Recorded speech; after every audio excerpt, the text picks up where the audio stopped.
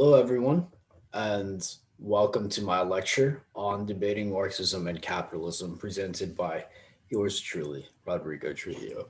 Um, I feel like Marxism and capitalism plays a really big role in a lot of motions that you'll run into, and that's why I kind of wanted to give this lecture. I don't know. I just feel like a lot of the times, a lot of ideas that fall under both of these umbrella terms God, they're really applicable to a lot of different debates, whether it be social movements debates, international relation debates, especially things like that. Probably almost always going to incorporate some of these ideas, which is kind of why I wanted to talk about it, right? So let's waste no time and move into this table of contents. Here's what we'll be talking about. Here are the materials that we're going to use in this lecture. Firstly, we'll talk about what Marxism is and why might it be good. Then we'll move into the Marxist critiques of capitalism and basically talk about why capitalism is terrible. And then we'll move into what capitalism is and why supporters support it. And then we'll talk about defending capitalism against some common critiques that we see from the other side of the coin. And then we'll go over some resources as always. You know what it is. So, firstly, what is Marxism? This is going to be a very, very brief overview. Luckily, we have this very nice man named Rodrigo who defined Marxism as a socioeconomic philosophy that views historical and current conditions through the lens of materialism to understand social conflict, class relation, and the state of things, right? If you don't know what that means, it's cool because it's just like what we'll go over. But basically, just know that Marxism views society through the lens of who has access to what, materially speaking, and it observes and like it uses that sort of lens to interpret things like equality, economic inequality, etc. Right? So first, let's start with a brief overview of Marxism, and I'm going to move a little bit quick through this just because it's kind of like the intro stuff, whatever. Kind of want to get into the debater type things, but yeah. So basically, there's this man named Karl Marx, and he was thinking about something called natural constraints, right? He was like, yo, humans have a series of physiological natural constraints. Like, there's a lot of stuff that we need to do to survive, like eating, drinking water, having shelter, whatever. But unlike any other species, we cannot just survive in nature, right? Like if you threw me into a forest, I'd probably die, right? Like I'm not a very good camper. I'm not very equipped to handle like that sort of life. So instead of adapting to the environment, what humans do is restructure the environment that works in a way for us, right? So this is what he called labor, the process of doing things like that, collecting food for your family and making a meal out of it, hunting and then cooking that meat, gathering resources and then building something like a home out of those resources. All is what he called labor, right? So Marx quickly noted that the more that humans actually labored, the more that they were free from natural constraints like hunger, like all that stuff. And but as the natural constraints went away, and more labor began happening, social constraints became much more apparent, right? So, well, what are social constraints? Social constraints refer to the way in which society restricts you from reaching your basic needs, like income, food, shelter, etc. And note that it's how society restricts you from doing it, not necessarily nature. And that's the fundamental difference, right? It's usually in regard to things like the means of production, the relations of productions, the economic system that your country operates in, and the economic system that the world operates in, pervasive narratives about the world, etc. Right? And Marx believed that central to social constraints was the question of labor. Who controlled labor? How does labor work in the country that you live in the company that you work for, whatever, right? And that's what we call the relation of production, because the relation of production refers to how individuals in a society organize themselves around labor. Do people work for wages? Do they work for their own needs? Do they work at all, right? These questions were important for any economic system because it would determine how surplus was created, how it was taken from people who produced it, and who decides what to do with it, right? And that's how Marx viewed capitalism. In terms of who filled these roles, he saw two distinct classes of people: the proletariat and the bourgeoisie. The proletariat being the people who work with materials to create labor, but did not own any of the resources they worked with, i.e., things like factories, raw materials, etc. And the bourgeoisie, who were the people who owned the resources and facilities, but did none of the work to create that labor. And so basically, like if we were like trying to exemplify this, like a member of the proletariat would be someone working at like at McDonald's or something, because they are creating labor, they are working for someone, using things that don't belong to them in a building that doesn't belong to them with ingredients that don't belong to them, whatever. And the bourgeoisie would be like the Elon Musk, the Mark Zuckerbergs of the world, whatever. These are people who own the buildings, it's people who own the raw materials, but don't actually do any of the work to create value in labor, right? And so this leads us to the Marxist critiques of capitalism. Why did Marx hate capitalism so much? Well, he thought of a couple of things, and basically it just sucks, right? The first thing is conflict theory, right? And this is one of the biggest critiques that I think would be very, very helpful for you guys to kind of like internalize. And so the first part of conflict theory is class struggle, right? And so Marx believed that exploitation was necessary in a capitalist society because capitalism needs profit to thrive. And Marx believed that profit in all cases was always theft. And this is what he called surplus value, right? So imagine I worked for you and used $5 worth of raw materials to create a product that you sold for $15. The surplus value would be $10. And if you only pay me $5 for my work, even though I made you $10 in profit, that profit you made after paying me was what Marx viewed as theft because the value of my labor was significantly more than what was compensated to me, right? Now imagine that on a larger scale. Instead of being one worker, one employee, or one employee and one employer, imagine 100 bosses this doing this to 100 workers each. Eventually, it would be large enough to create two distinct classes: the proletariat at the bottom and the bourgeoisie at the top. And that's what he's called class struggle, right? And the second part of conflict theory argues that in a capitalist society, there will innately be state and a state of class conflict due to the unequal distribution of resources. And Marx argued that this was because the proletariat and the bourgeoisie had extremely different interests, right? If you were a rich person and part of the bourgeoisie with millions of dollars, your interests are probably like buying a new home, buying a new yacht, or investing that money into assets and property and whatever, and making more money out of that. Whereas if you're a member of the proletariat, your interests are more like paying bills, I don't know, getting groceries, things like that, right? But because of the power that the bourgeoisie held, they would always exploit the less powerful to maintain their power. And this could look like things like lowering wages and increasing production, discouraging unions from happening, lobbying to stop labor reform or positive worker legislation, or decreasing access to quality education, healthcare, etc. But ultimately, Marx thought that a society that had classes was always a society that encouraged inequality, inequity, and greed, and he was probably right. And now you're asking, okay, well, how do I make this into an argument? Using what we just talked about in those two slides, I think that you can make a very nice principal argument in a lot of different types of debates. But let's say you're debating this motion on this house regrets the rising popularity of easily accessible platforms for trading stocks, i.e., Robinhood, etc. Right? So you could argue that the working class has a right to the fruit of their labor, and that companies on the stock market steal wealth from the poor and give it to the rich. Therefore, the poor ought to have access to a platform that allows them to profit off their own exploitation. So at least they'll see some of that wealth that was taken from them, right? And that's because remember what Marx says, like profiting off of your workers is theft. And therefore, companies that are growing on the stock market are companies that have been exploiting workers, whatever. And therefore, if the company that I am working for is growing tremendously because they are underpaying me and my coworkers, I should have an option like Robinhood to buy their stock so that the more they grow, the more money I'm able to get back. Right. So this is just like surface level Marxist analysis of the fruit of your labor, profit is theft type of analysis. I think is very applicable to motions like this. Right. But on a practical level, using what we talked about again, let's say a very straightforward motion like this House have raised the minimum wage in the US, you can use the characterizations that Marx characterized capitalism as and say that there's an overwhelming profit incentive behind capitalism. And like Marx, you argue that the wealth of the wealthy relies on the poverty of the poor. And therefore, without a high minimum wage, companies will always underpay workers as little as they can, which is bad because workers are severely restricted by social constraints like paying rent, eating meals, etc. And workers can't protest, vote, donate to politicians because they're busy working all the time and have no disposable income, right?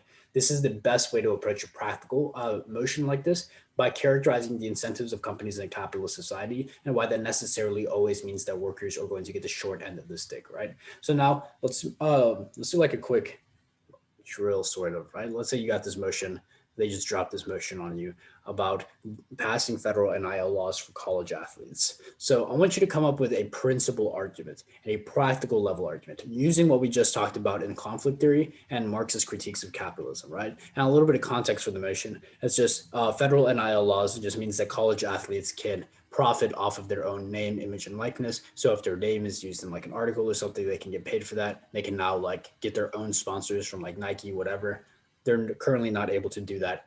Voting for the proposition would actually let them or allow them to do that. So make some principle and practical level arguments on the proposition, and you can pause right now, and then we'll circle back and kind of talk about it. All right. Well, hopefully you were able to come up with some arguments. Here's what I thought about. So the first thing is the principle. I thought about the right to the fruit of your labor, right? I think that a Marxist would say that an athlete is responsible for building up their own status. Therefore, they have a moral right to any profits of their name, image, and likeness, because anything less would be theft, right? Think about it like this. If I'm a superstar player and I play for this college team and I have like a million followers on Instagram, I did that by myself. I accumulated my own following. I accumulated my own base. Therefore, I should be able to earn money off of it if like it's profitable, right? And it shouldn't be like anyone else. On the practical level, though, I think that you could argue the thing about like the common argument about increasing financial sustainability, right? I think you just argue that athletes spent most of their time in college training and playing sports, but are unable to be compensated for their labor. Therefore, they are less likely to work another job and are more likely to be financially unstable. And considering things like college loans, basic expenses, etc., they will likely be worse off in a world where they are not compensated by NIL. And the reason why this is Marxist, why this is a Marxist argument or uses Marxist type analysis, is because you're taking into consideration how the capitalist system works, how exactly it like social constraints operate, and why a collegiate athlete is going to be socially constrained if they are not able to receive compensation for their NIL. So the second critique is on the state, right?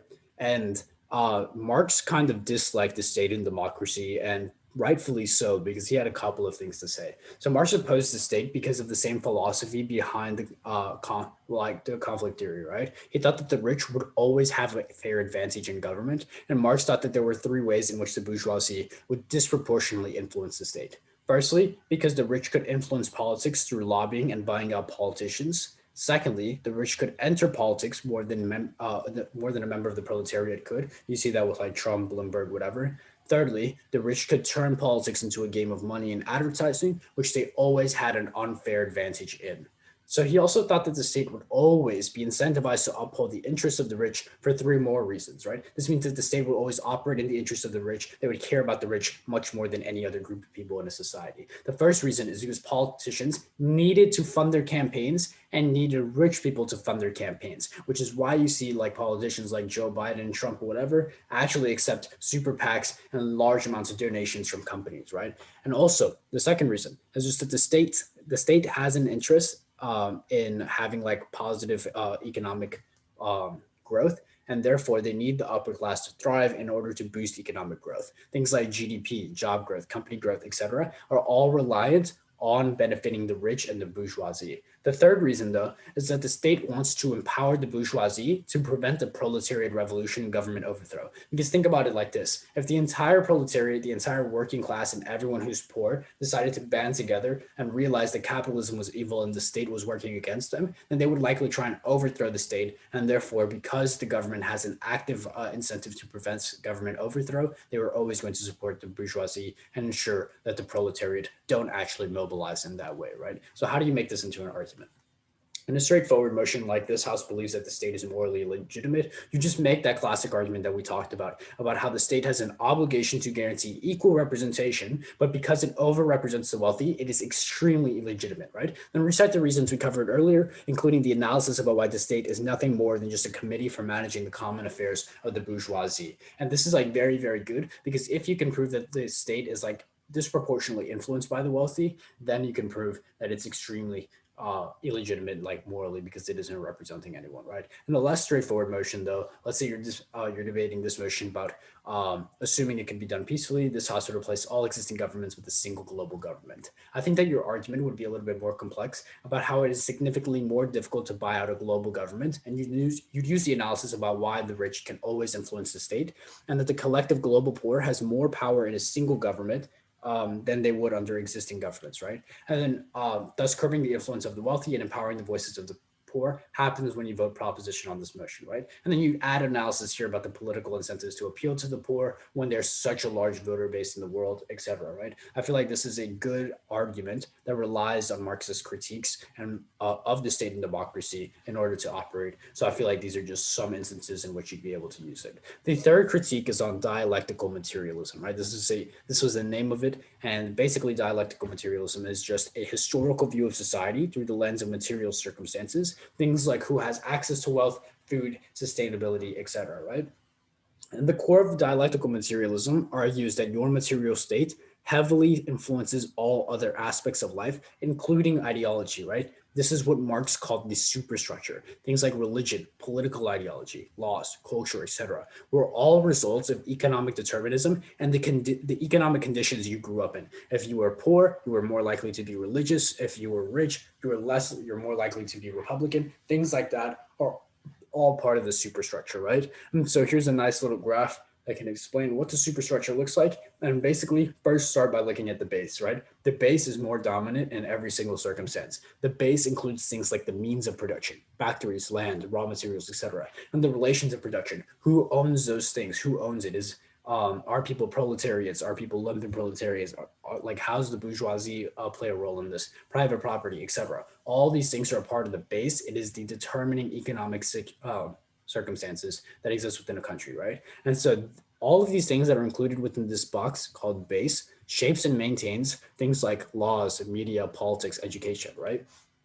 Because if you have things like a very thriving capitalist system, a very thriving bourgeoisie, then that is exactly what is going to be reflected in things like history lessons about communism and education. Is what's going to be reflected in the campaigns that people run in politics. It's going to be reflected in the articles published by the media and the laws that are created, etc. Right? But things like family, culture, religion, and art are also equally reinforced by things like laws, media, politics, and education, and therefore the culture, religion, art, and family also all maintain and shape the base until it is a positive feedback loop that keeps reinforcing each other, right? And so this is what Marx called ideological and cultural hegemony when the superstructure and the base begin reinforcing each other, right? So ideological hegemony is just when the ruling class imposes a narrative about the world that becomes so dominant that it is treated as the cultural norm, right? Oftentimes, though, the bourgeoisie propagated their own values and norms so that they became common sense values to everyone, including those who were subordinated by it, right? And so people in the working class began identifying their good with the good of the bourgeoisie and began maintaining the system instead of revolting against it. Basically, what this all means was that the rich were convincing that policies that hurt the poor were actually good for the poor, right? So they were convincing the proletariat that policies that were actually hurting the proletariat were actually good for them, right? And basically, the idea behind this was just that if people consented to being exploited and believed that exploitation was the cultural norm or that exploitation was their own fault, then they would not actually revolt against the system and they would be more likely to blame themselves over the system, right? And so, for example, you have narratives in the US that poverty is the individual's fault and not the systems, and that if you work hard enough, you too can succeed, right? So, like, Republicans often tout this sort of ideology where they're just like, you have to pull yourself up from your bootstraps, guys. Like, if I can do it, you can do it too, whatever, right? And this like totally ignores Marxist analysis and stuff like that. But people just kind of believe that if you're poor, it's your fault because you're lazy or something, whatever, right? Another example would be like the Red Scare in the US back in the day, where the government used culturally hegemonic influence to scare everyone into believing communism was innately and inherently evil. And therefore, that's why we live in a capitalist society today. These are just ideas and like examples of ideological and cultural hegemony, big sort of like actors in the world kind of like spread messages that become the cultural norm and common sense values to like everyone, right? So how do you make this into an argument? I think that ideological hegemony is such an important argument. Like you can use it so many times, and when you do use it, it is like crazy, right? So I think it's particularly relevant in narrative or message debates where you're supporting or opposing a narrative, right? Or like a perception debate or a message debate too, right? So imagine you're debating this nice motion of this house regrets the glorification of soldiers, right? One would argue that glorifying soldiers creates a narrative that soldiers are a good thing and that this is high ideological hegemony because becoming a soldier is probably bad for the individual but good for the country. But because the soldier is glorified into thinking that what they are doing is good, they do not refuse or revolt. Thus, if we did not glorify soldiers, sending people out in waves to be killed would be seen as barbaric and inhumane, and the state would be less likely to force people to do it. What this all means is just that the glorification of soldiers plays a really important role in convincing soldiers that what they're doing is honorable, what they're doing is good, and therefore, because they are respected, they're less likely to say no to push back, to advocate for policies that change this, right? And that's just like an example of ideological hegemony. And I think it's analogous to the stuff we talked about earlier, because even if it's bad for the soldier, because they're probably going to get killed, it benefits the people at the top, the bourgeoisie, the government, whatever. And so therefore they're using that soldier and convincing that soldier that what they're doing is actually good. Um, but I think you could argue cultural hegemony in any like different type of motion that has anything to do with like media and their portrayal of something, right? Like that's usually something about ideological hegemony. Movements and how they're perceived by greater society, because usually overarching narratives about the world influence the efficiency of movements. Capitalism and the bootstrap stuff we talked about earlier, international relations like the US discouraging other countries from being socialist, prisons, education, military, pop culture, everything has to do with ideological hegemony if you kind of like look deep enough, right? So anything that's a narrative debate will usually either challenge a pre-existing culturally hegemonic narrative or support that narrative, right? So for example, this house regrets the narrative that nationalism is a dangerous ideology. I think that here you are regretting or opposing the narrative that nationalism is a dangerous ideology, and therefore you're like changing the system or changing the narrative in the world and challenging the ideological hegemony that currently exists. In another motion, though, you'd have like this house supports the narrative that hard work leads to financial success. You are challenging the status quo, or no, you're supporting what the status quo is. You're supporting the current ideological hegemony that hard work does lead to financial success. So these are like some different examples in which ideological hegemony would play a role. But anyway, um, yeah, you could pause here to take a brain break, water break. We've been talking about a lot, so it's probably been a bit too. I need a water break, so you could like chill here. Awesome, very refreshing. Okay, back to it, guys. Hopefully, you're able to get a small break. Let's talk about capitalism, right? Because we've been saying some pretty mean things about capitalism. We've been like, I don't know, we've been gassing Marx up pretty bad. Now let's talk about the flip side and talk about capitalism, right? So capitalism, as defined by this nice guy named Rodrigo, is an economic and political system in which a country's trade and industry are controlled by private owners for profit, and whereas resources like wealth are accumulated individually instead of distributed by the state, right? And this is probably the most encompassing definition I could come up with for capitalism, but yeah, it's pretty distinct from what Marx's view of a good society looked like. And I think capitalism is characteristically reliant upon three different things. First is capital, like currency, assets, resources, etc. Second is competition to create profit and create more of that capital. And thirdly is private ownership as the means of production to create competition and create capital, right? Each three of these things are interdependent on one another for it to create a functioning capitalist society, right? And note that capitalism needs people to privately own businesses and the means of production in order to compete amongst each other and create more capital. That is why private property exists within a capitalist society, right? And I think generally supporters of capitalism would say that there are three goals. Firstly is to maximize production of things like goods, services, whatever. Secondly is to increase innovation and progress society technologically, whatever.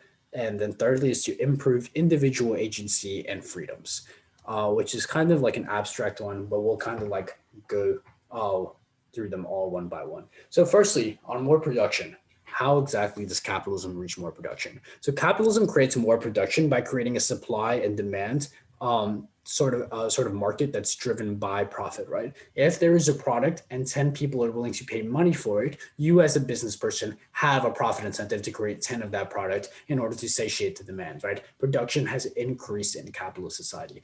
But if another person also creates 10 of that same product and five people buy their product and five people buy yours, now you're losing profit. What do you do more? Sure, you can manufacture more production, or like I don't know, you can like boost production, manufacture more products, whatever. But eventually though, you're going to want to lower prices, you're going to want to do like other like sort of tactics, and then other competitors do the exact same thing to try and undercut you and take your audience, whatever.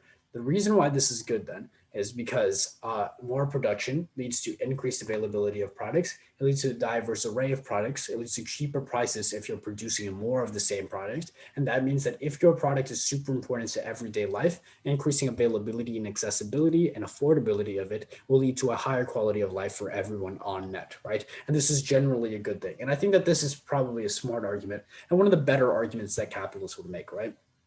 And so, how do you apply this to like the world of debate land, right? So, let's say the motion is something like this house believes that the environment cannot be saved under capitalism, right? Your argument defending capitalism would probably be about how a green technology is needed to stop climate change, and then use the argument about how increasing production, availability, and accessibility of green technology is only possible under capitalism, right? Or you can go in a different direction and argue that capitalism not only increases availability of current technologies, but it also creates something else, something more important, something that we'll talk about now, which is more innovation.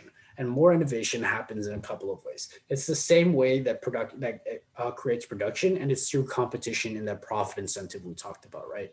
And so ask yourself what happens when two companies compete against each other. Yes, they're going to lower prices. Yes, they're going to manufacture more. They're going to increase production and they change products slightly. But how much of that can they actually do until they can't do it anymore and rely on something else? Eventually, they create innovation, an entirely new product, or an entirely revolutionized, revitalized product, right?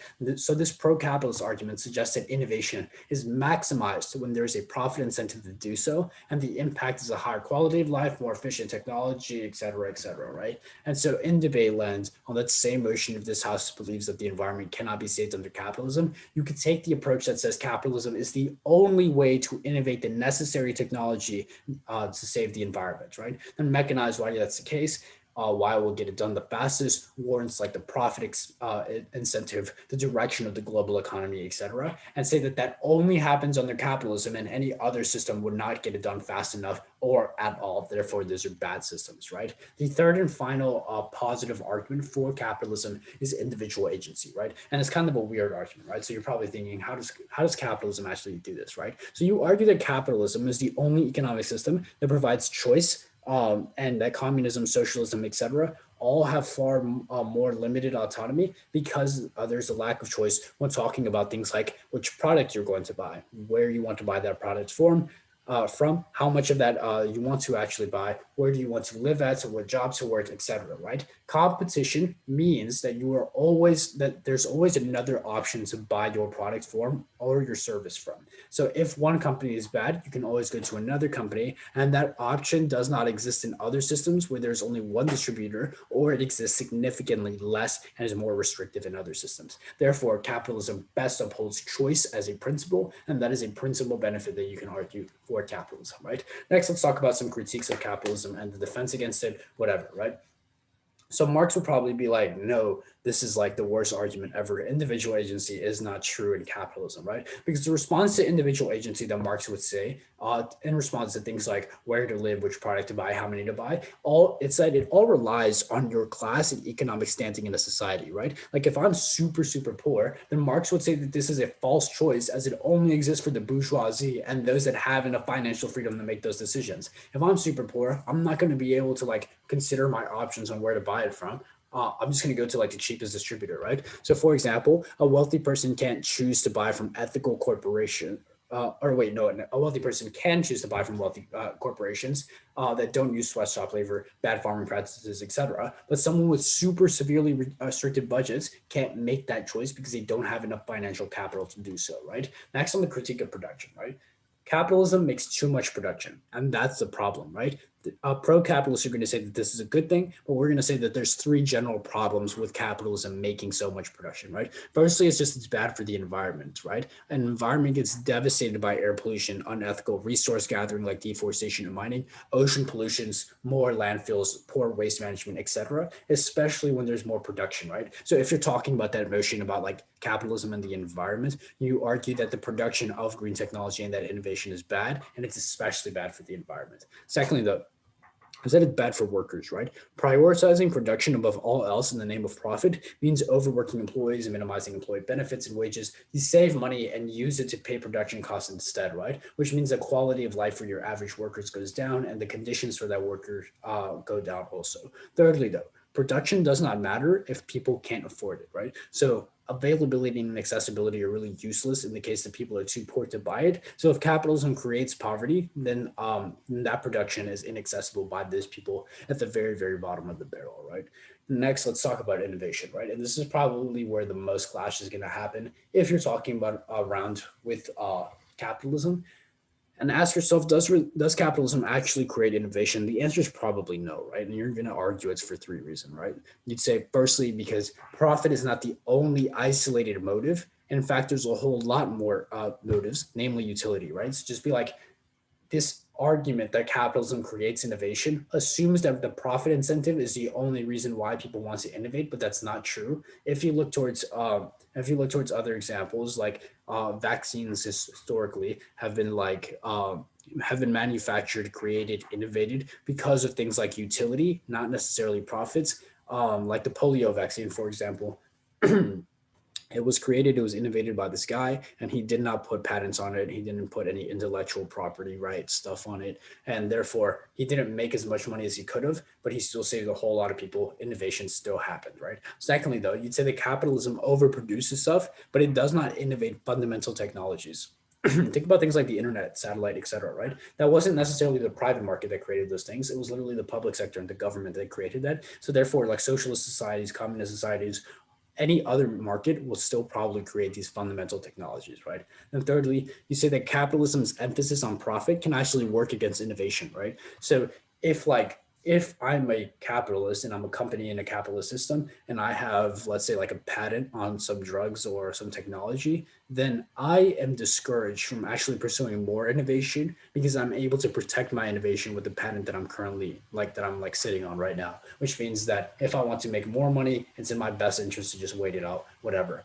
A capitalist would respond to all three of these critiques, which are very, very valid critiques, by saying, first, profit, even if not the sole reason for innovation, is good for producing and maximizing that innovation even faster than before, which means nothing's wrong with the profit incentive if it's just an additional layer over things like utility. That means that innovation still happens quicker in a capitalist society. Secondly, though, they say that the public sector can make the tech like can always make technology. Like it doesn't matter if the internet and satellite were created by the government, but the private sector competition uniquely improves it, which means the internet that the government created is way, way different than the internet connected to like your computer right now. And that's because the private market was able to sell it, compete, to innovate it, etc. Right. Thirdly, though, in response to this thing about like how innovation works against profit or the profit incentive works against innovation, whatever, a capitalist would respond by saying that innovation always leads to profit. So even if it's slow innovation, that's still better than no innovation, right? Like even if I have patent protections, the pursuit of profit as the end goal is always going to lead to me creating more innovations. Therefore, it's not like a valid critique, right? So if you're a capitalist and you run into the very tricky Marxist critique that says profit is theft and exploitation, there's a very, very specific way that you should probably respond because it's like quite a good argument, right? First, challenge the idea that profit is theft in all cases, right? I think that management and the owner is like taking a risk by investing in a company and creating one, and that risk is enough to warrant a cut from the paycheck, right? So remember that argument we talked about earlier, or that example we gave about like the worker using $5 worth of raw materials. If the management was the one to pay for those raw materials and to like pay for the factory you're working in, then they also should receive a piece of the pie because they put some labor in there, right? They were the reason why the product was created. Secondly, though, on worker exploitation, a Marxist would say that the existence of a proletariat class is unethical because they must be exploited in order for capitalism to grow. But remember, Marx defines exploitation as being compensated less than the value that their labor is worth. Therefore, a Marxist would say everyone should assume the same role and there should be absolutely no classes in society, right? And you should probably take notes on this response because it is something that can defend this sort of argument, right? It's really, really important. So you can make the conscious capitalism argument, which is just that profit, surplus value, or exploitation, as Marx put it, is necessary to provide direction in an economic system and create progress. Because without a profit motive, there would be no rapid innovation, you'd have no production, you'd have no progress and development, and therefore, at least some people in a society must assume the role of the working class and consumer in order to maximize economic prosperity for all. And because of this, our goal should not be, like as a society, should not be to abolish class and grant everyone the same role in society. Rather, it should be to progress so much and raise the floor so high that the working class and the so-called exploited by Marx would have such a good quality of life that they would be considered crazy to call themselves exploited. What this all means is that if capitalism continues to progress society, create more innovation, create more competition, create more production, then like more advanced innovation, more advanced products are going to become so cheap that even the poorest individuals in a society are going to have much more access to those things, which is why, for example, a poor person today would have drastically higher quality of life than a poor person 100 years ago. Right now, we have access to computers, we have access to phones, we have access to cars, etc. Right? This is the sort of capitalist argument that people make, where they're just like, if we continue at this rate, life for everyone improves. That should be our goal, right? Just maximizing progress. Of course, Marx would say, "Look, this would never happen. Like, what are you talking about, you freaking capitalists? Because like, if there's a profit incentive, then they're never going to like keep on innovating if they can like just sit on their patents and stuff." There's a whole bunch of critiques that will like just lead this debate to go in circles and circles, whatever. But my advice is use what we talked about in this lecture and kind of weigh that against your opponent and try your best to like um, just win the link level, win the argumentation, and like give it more persuasively. So, in summary, on the side of Marxism, we talked about the relations of production, conflict theory, the critique of the state, and dialectical materialism. And then we also talked about the superstructure and ideological hegemony and how to apply that to debate rounds. On the capitalism side of things, we talked about the three goals of capitalism: more production, more innovation, and individual agency. And then we gave a solution to the Marxist critique of profit being theft, such as conscious capitalism and raising the floor, right? Here are a couple of resources that you guys can go ahead and write down. For capitalism, I recommend reading a book called Conscious Capitalism by John Mackey and Alejandro Sisodia. It's a very like brief overview of what conscious capitalism is and how it looks like in real world. And then for Marxism, I have this awesome reading list with like a whole bunch of articles and books. You can email me at either my GDS email or trujillo2021 at gmail.com. And I'll definitely like send it to you. But also email me if you have any questions outside of this lecture. I'm always responding, but I do recommend like getting this reading list because it's like very, very good. And some miscellaneous stuff. I think you should search up Second Thought on YouTube. I say this in all my lectures, but it's a great resource for anyone who is exploring world school debate because he usually covers everything that needs to be covered. But yeah, that's all I have for you guys today. Um, Thank you guys so much for watching my lecture. Let me know if you have any questions. Email is always open. But yeah, I appreciate you all. And thanks. I hope you enjoyed.